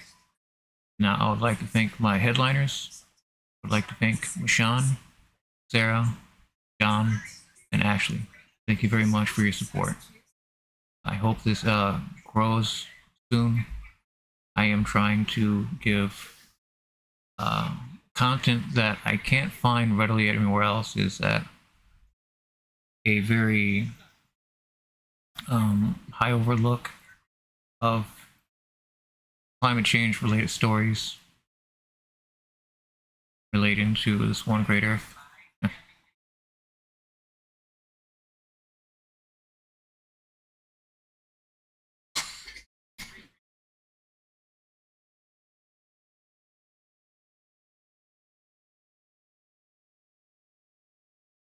Now for the main story. Extreme heat causing ginger syndrome and eucalypts. This is from 2015, this article, but it's going to be very, very important to know what ginger syndrome actually is. See how it looks like the tree gets sick and the bark peels off? Extreme heat in northern Tasmania is transforming the look of the bush. White gums and blue gums have died or stressed and leaking sap from their bark.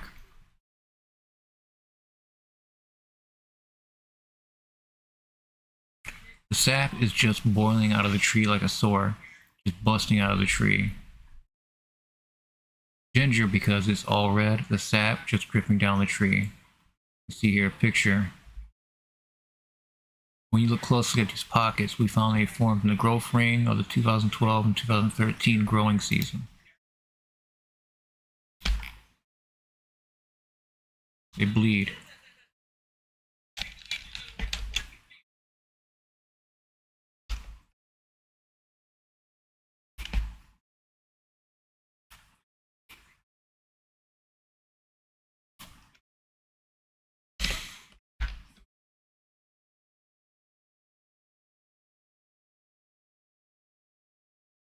Another example of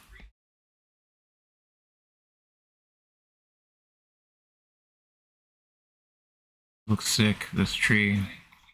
The bark falls off, spirals off. The whole tree becomes sick and dies.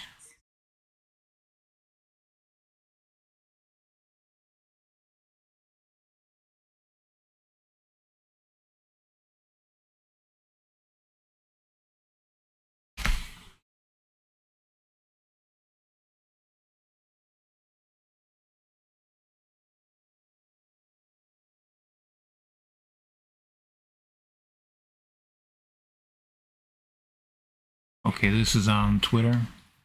Sean Tooker. First, it was a strange hue of the trees. Now it's a real-life nightmare. This is very hard to take. It must be shared because none of us can escape this. A catastrophe like we've never known is unfolding and exploding at an incredible rate.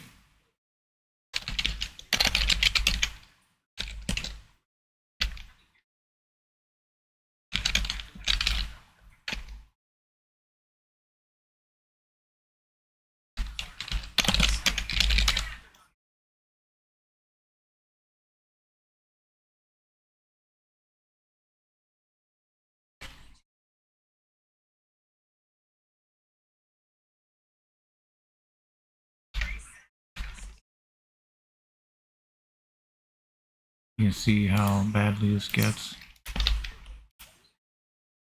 See how the bark, it just gets sick and peels back one after another. You can see the trees all across the area. You're seeing dying forest here. This is a dying forest. The trees get sick, they bleed, their bark peels off and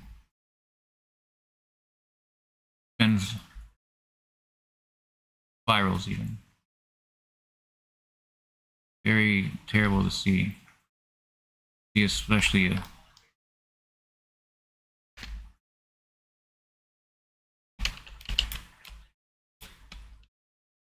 down here. See just how much this is affecting the landscape. This is not normal.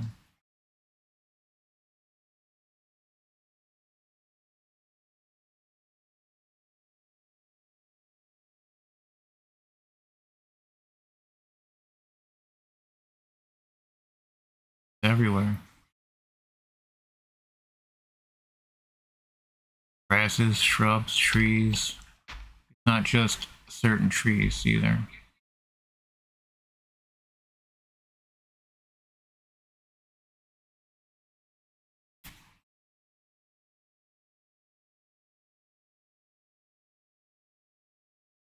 Like the heat stripping the bark right off the trees.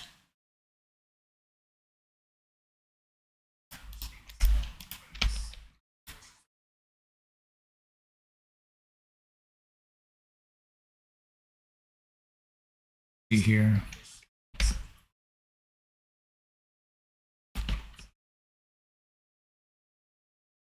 And it just peels down. Ginger syndrome. This is alarming. This is happening on a massive scale.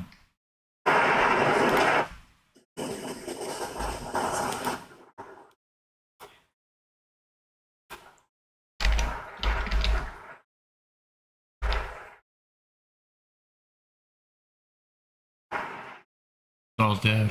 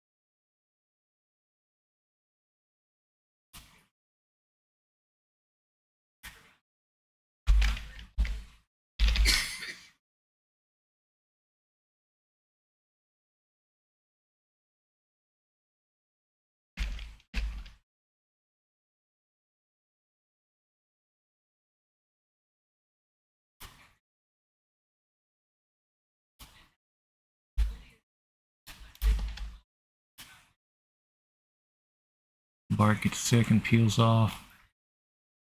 Not shedding. Is this heat stroke in a tree? Is that what we're seeing here?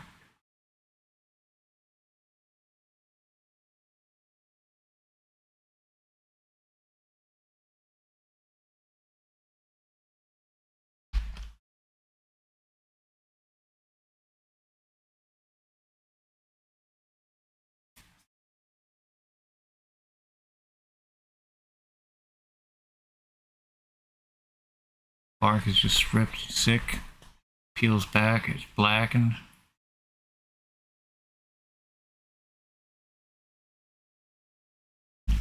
Loses water transportation veins. Look at that. Jeez. You can see the bark is flaking. It's peeling back. It's spiraling.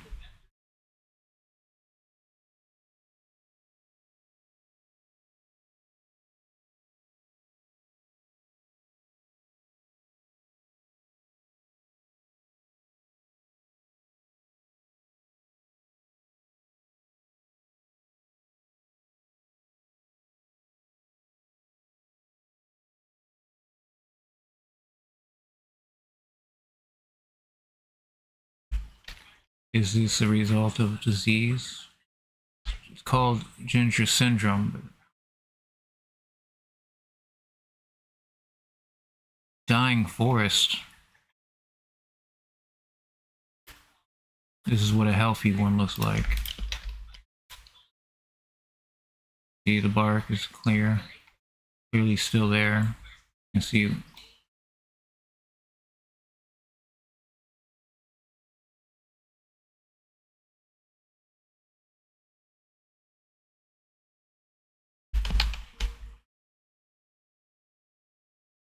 all these trees are looking like they're just peeling. Their bark is peeling off.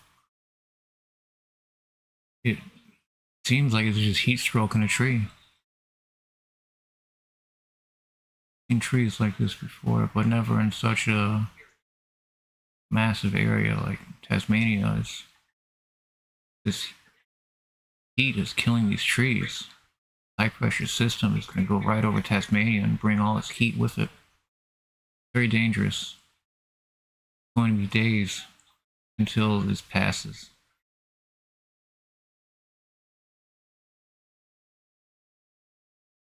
The trees collapse and die.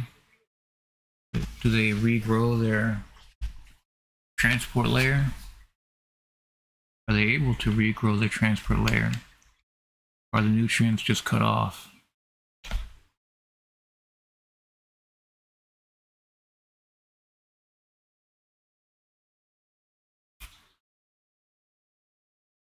Sick bark.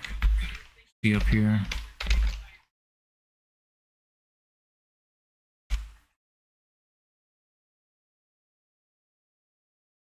Bark looks sick and peels.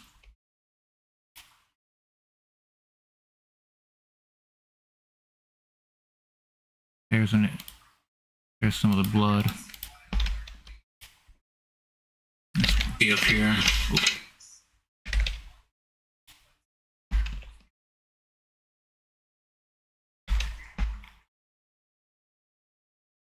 That's what it looks like when it's bleeding. Pushes out through the bark. That bark just spirals down for some reason. They just lose their bark completely. Not shedding. It's heat stroke. It has to be some kind of heat stroke in a tree. From previous times of high temperature, or where these layers are forming, is really bizarre. We really have a small understanding of these superorganisms, trees. And now it feels like they're getting sick in masse. Look at that. That's what it means when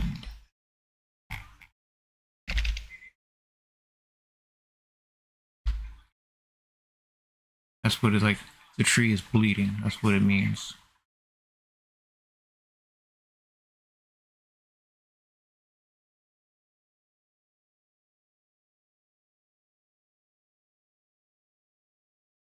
That is terrifying. Like kind of a sap.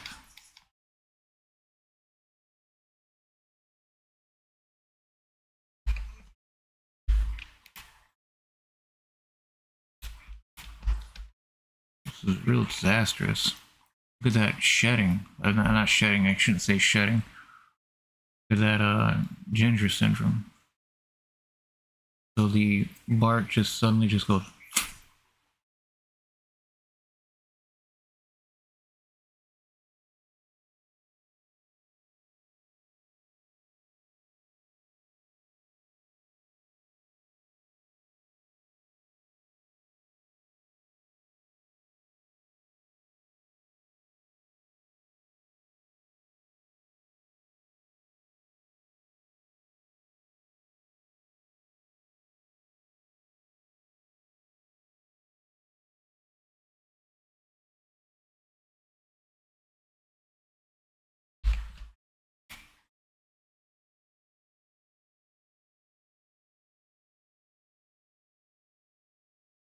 "50 meters tall and they'll be dead in just weeks."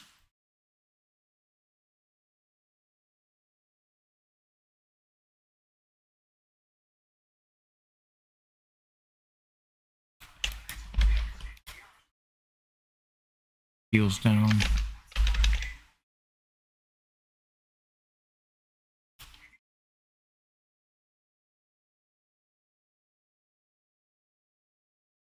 The bark just dies.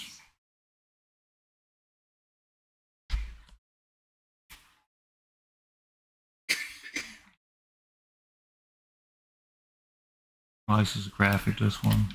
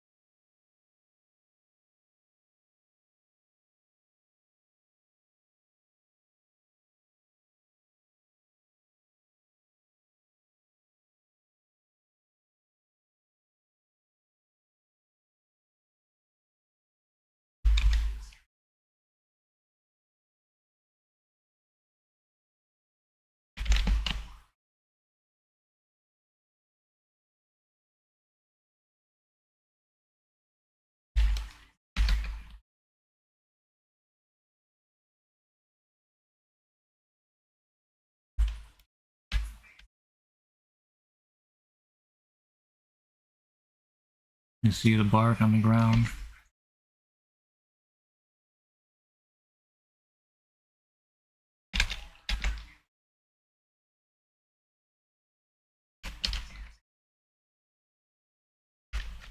This back.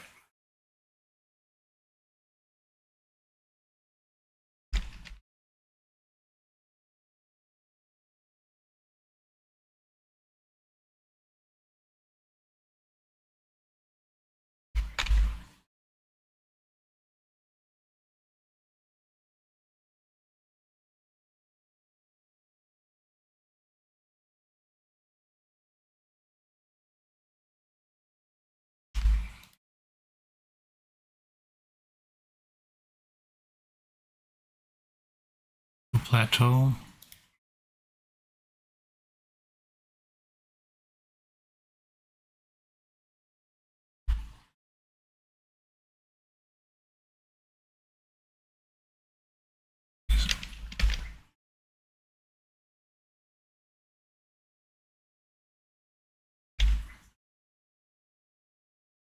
The bark's on the ground.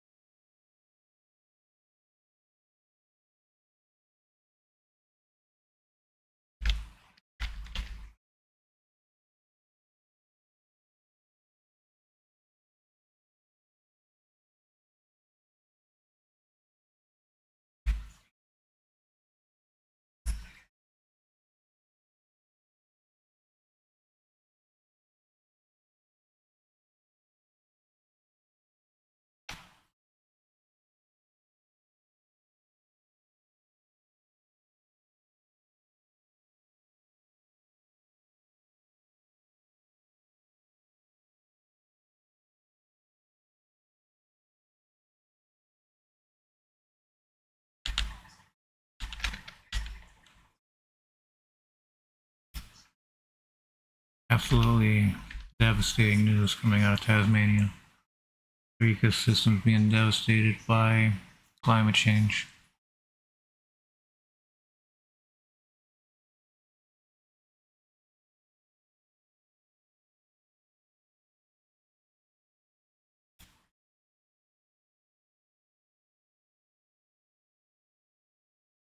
This was broadcast yesterday on abc.net.au.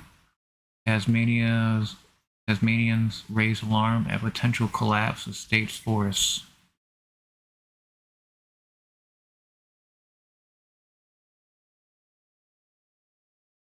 The prolonged drought in the island.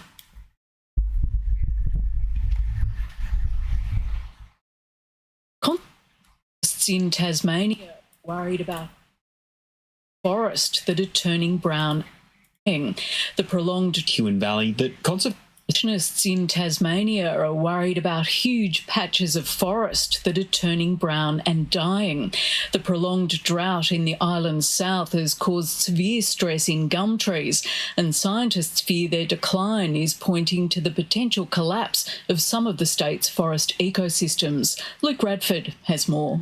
It was on a drive home in Tasmania's Huon Valley that conservationist and bush regenerator Sean Tooker realised something was wrong. The afternoon sunlight was really illuminating the forested hills, and there were great large patches of trees that appeared to have just died altogether en masse, almost like a suicide of trees of all ages, saplings right through to old trees, and other pockets of forest looked fine. Mr Tooker was seeing the first signs of drought damage around his home, but it was on a drive out to his brother's property on the Tasman Peninsula that he realised the extent of the problem. Driving out there that really, really brought home the horror. I was looking at trees I've seen for decades, big, beautiful old Tasmanian blue gums, all bleeding. They've been stained by their sap. And then when I drove all the way back home, I was stopping at various areas and documenting more and more of the same problem. The bleeding sap is a condition called ginger bark syndrome, which appears in drought-stressed gum trees. Dr Tim Wardlaw from the University of Tasmania first observed the condition in 2013 while he was working for Forestry Tasmania. He says affected trees are likely to die. Autumn was very dry and it's been much warmer than normal, so those two things tend to work hand in hand and clearly kill the trees in their own right. They basically form air bubbles in their xylem, the water transporter, and those air bubbles, when they fall in response to drought, stop water transport, so that's when the trees start to die. It's an example of an ecosystem that's struggling to survive the rapidly changing climate. And Dr Wardlaw says it's not just happening in the drier parts of the state. The surprising thing we've discovered in the wet forest, they were originally thought to be pretty immune to most of the climate impacts because they very rarely have drought. We thought because it's such a cool environment they'd be relatively well buffered from warming temperatures, but it's transpiring that they're very sensitive to warming temperatures. They really are at the optimum at low temperatures. Tasmanian forest ecologist Dr Jennifer Sanger says what's different this time is that the ecosystem may not bounce back. Most people very used to seeing our eucalypt trees impacted by fire, and when a fire comes through, a lot of species can spring back and grow back. And I think there's a lot of people that are assuming that this will happen after this drought event, but that's not the case. Because the internal cavities of these trees are kind of crumpled, they're not able to recover from drought stress like this, which is very unfortunate. With droughts forecast to increase in frequency and intensity due to climate change, Dr Sanger believes that we could be witnessing a permanent change. Another place we've seen this across the country too is in Western Australia. Over there, they've been really badly hit over quite a wide amount of coastline. And in some areas, it's been so severe that ecologists have described it as ecosystem collapse. So, there will be some plants that grow back, but it's probably going to be a very different mix of species to what's currently there. And that's something that's weighing heavily on Sean Tooker. This is a double calamity, and I'm staggered by how quickly it crept up on us without us really talking about a situation up north or anything like that. It's just now it has exploded. It is just something that's hard to comprehend. Tasmanian conservationist Sean Tooker, Luke Radford reporting.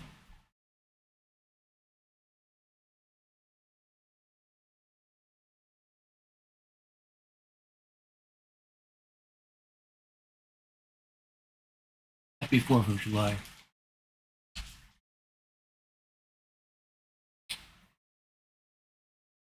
Ginger bark syndrome. Gum trees.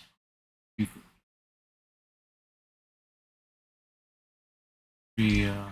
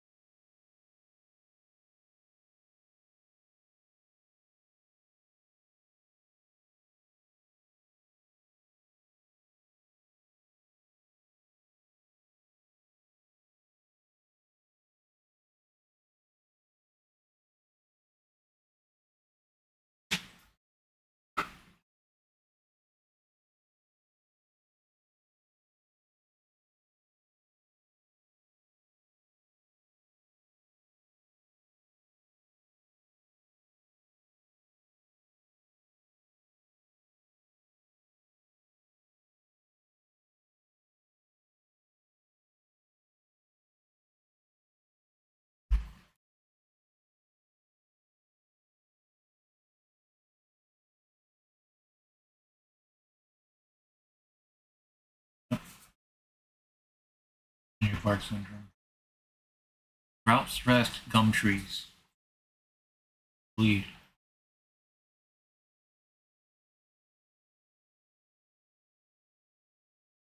Incredible.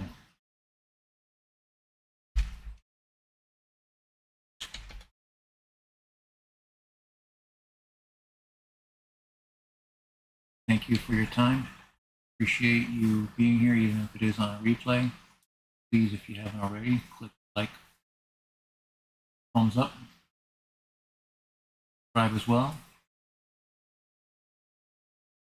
Be back tomorrow for the stream.